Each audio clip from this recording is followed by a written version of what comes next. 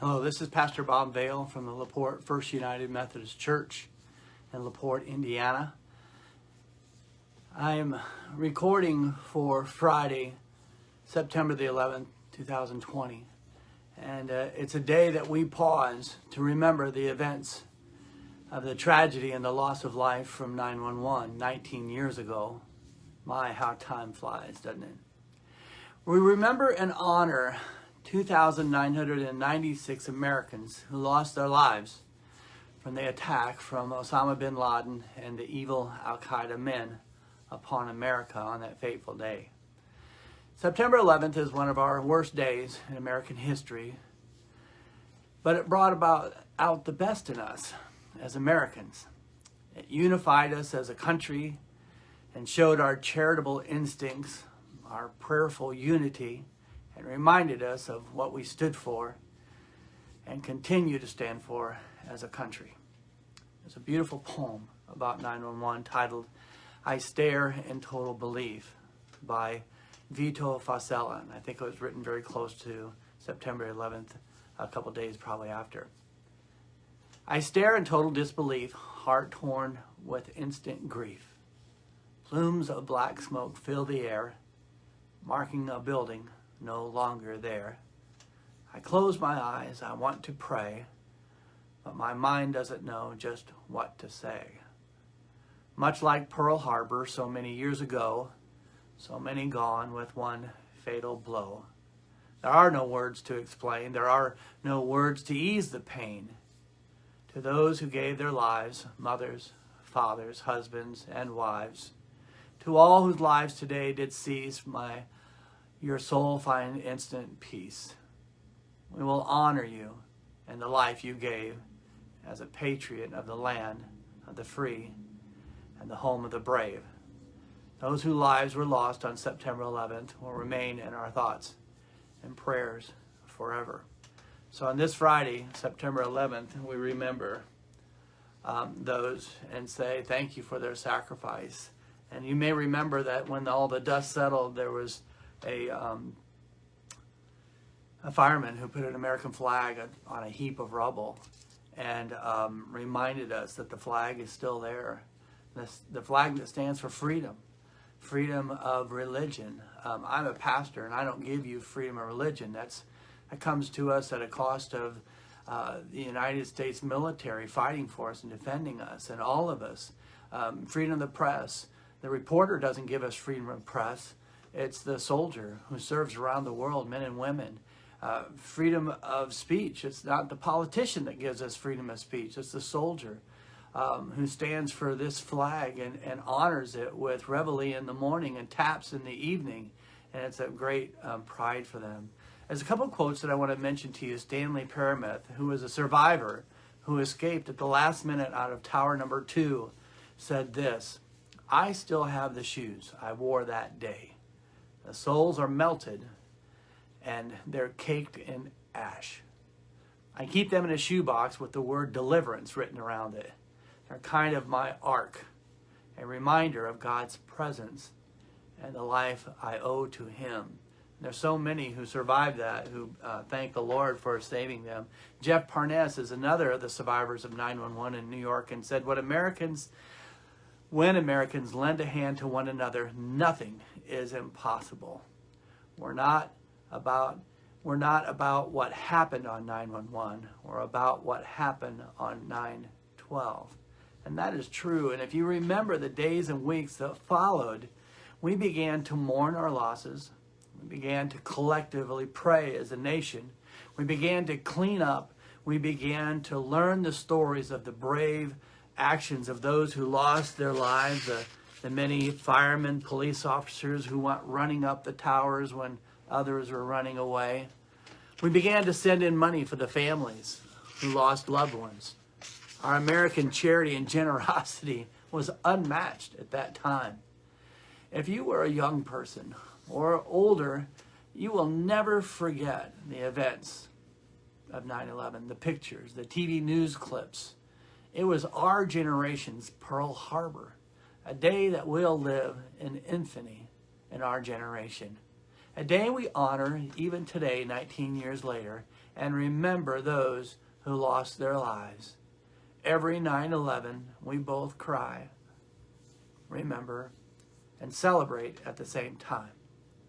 I have a picture of my wife not long, I think it was 1 year after we were married, 35 years ago, we went to New York. And we took a picture not knowing that when it was across New York Harbor, and there behind us were the Twin Towers.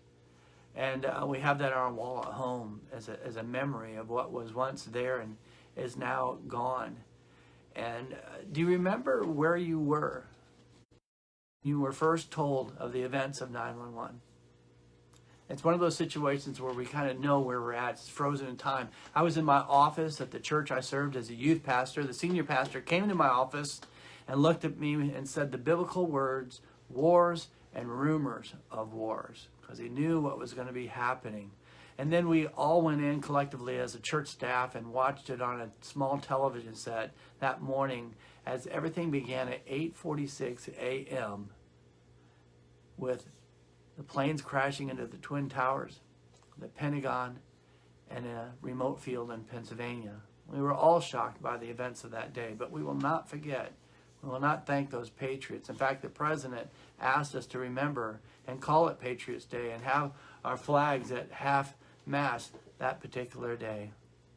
Well, I never forget, I went home from work that night and I began to pray. And as I so often do, I got my guitar out and began to fiddle around and put some thoughts down and a new melody. And it was clear to me that we were coming together from all faiths, from all backgrounds, from no matter who you are as America, to pray as a grieving nation. At this early point, we're not talking about war as much as we were talking about trying to heal. We were praying together as a nation in unity. I was still in my 30s. In my lifetime, I never forget that. It seemed like it was the first time I saw our nation come together in prayer. And I thought that's really what we needed, is prayer before action. So I wrote a song titled, Pray With Me, America. And I want to sing it to you today. And I was asking, since we in the Midwest could not go to New York to help clean up, perhaps our part was to pray for our nation, for those families. And that's what I saw millions of Americans doing, is praying together as a nation in unity, something that I think was wonderful. And even today with our struggles and our trials, I think prayer is a way to ask God to act. And certainly we can do our part and let it be known what changes we might want. But I want you to listen to the words of this song titled Pray With Me, America.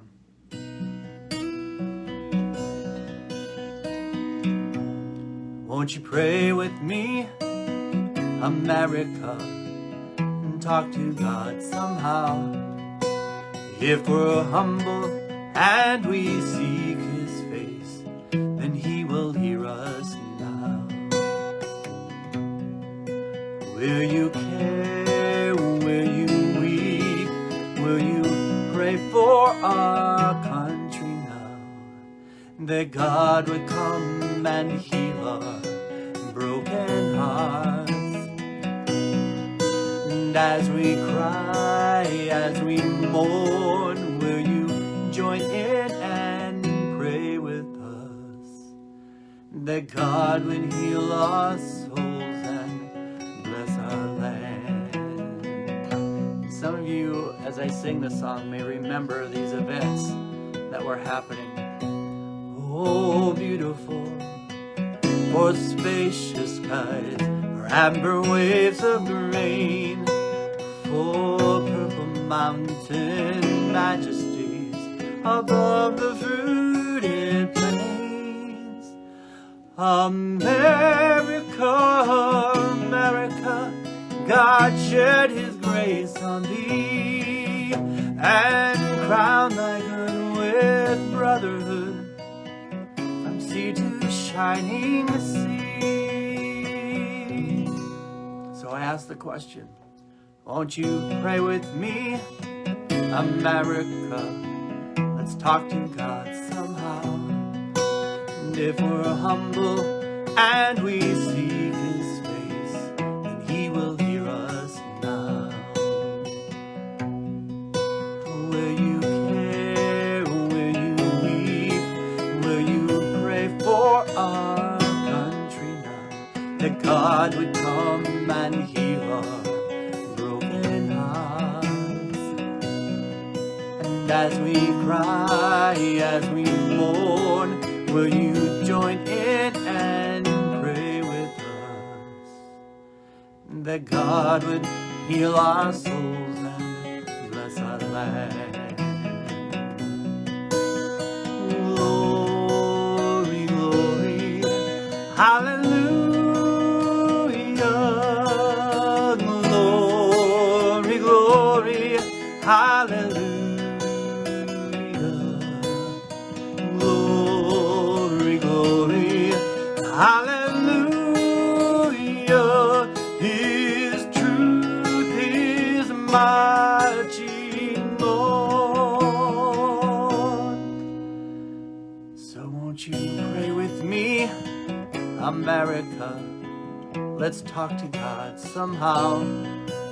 If we're humble and we seek His face, then He will hear us now. Will you care? Will you weep? Will you pray for our country now? That God would come and heal our broken hearts.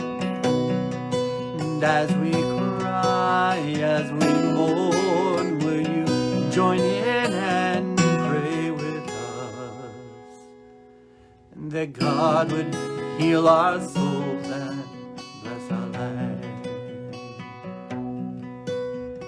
That God would heal our souls and bless our land.